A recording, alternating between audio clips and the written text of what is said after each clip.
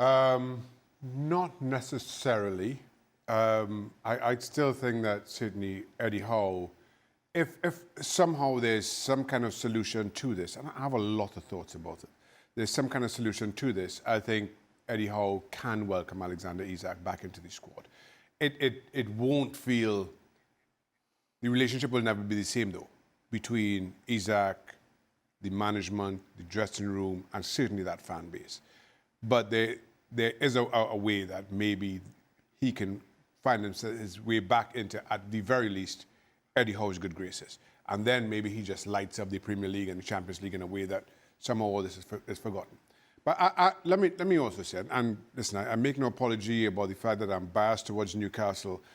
99 times out of 100, I am biased. In these kinds of standoffs, I'm biased to the player. Mm-hmm. This is the 1 out of 100 though. And I don't understand how, without even getting to whatever Alexander Isak is kind of pointing toward in terms of an agreement, and again, I have a lot of thoughts about that. Whatever that was, you don't go back to your former club to train. You don't miss pre-season. You don't stay away from the football club. And then in mid-August, claim a moral high ground. You've given that up. If that's what you're doing, do it and own it. You don't get to turn around 6 weeks into it and claim some kind of moral high ground here.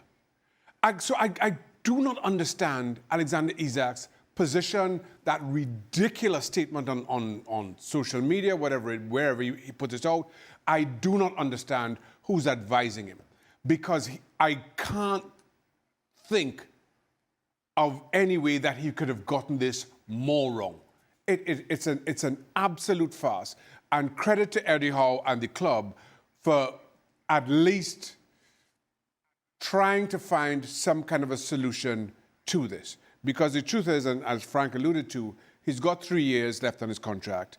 I think it's important for Newcastle, for the long-term good of the club, to not be bullied or show that they can't simply be bullied in this way. And they're trying to do that as best they can while understanding the role that Isak has played in Newcastle getting back to Champions League football, etc., etc. So credit to the club for how they've handled all of this. For Alexander Isak, again, probably my biggest question is, who is advising?